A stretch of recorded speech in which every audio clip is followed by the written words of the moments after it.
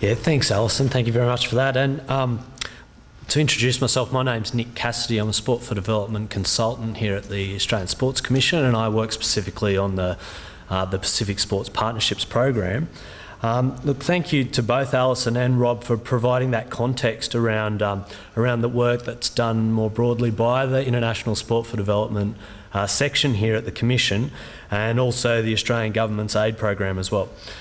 We realise that there's a lot of information to digest today, but I think it's worth highlighting that providing this sort of context is important, and the reason that it's important is because we feel the strongest applications under PSP will display an understanding of this broader context. But moving on, I'm here to provide a bit more detail about the PSP itself, the Pacific Sports Partnerships, including details around the application process, lessons learnt from the first phase, as well as expectations of eligible activities under PSP.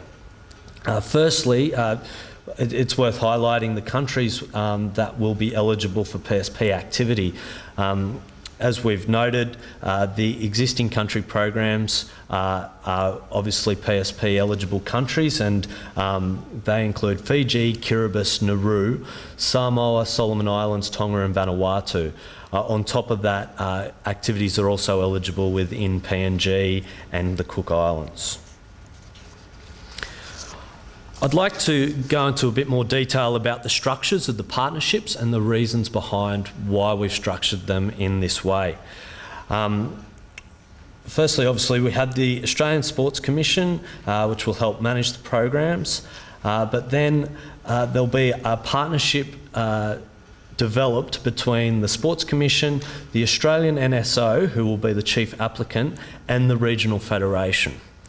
Now, the Australian NSO needs to be recognised and funded currently by the Australian Sports Commission to be eligible to make the application. But as I've highlighted, there needs to be a connection within the application between the NSO and the regional federation. Now, the reason that we are keen to structure partnerships in this way is that the connection between the existing connection between the Sports Commission and the Australian NSO is a way that the Sports Commission can meet its due diligence requirements in terms of its relationship with AusAid.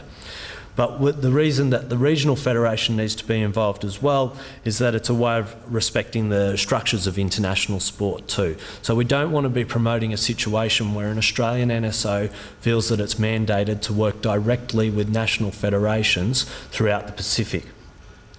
Now, obviously, the National Federation will be the final piece of this puzzle, and there'll be arrangements made between the Australian NSO and the Regional Federation with the National Federation.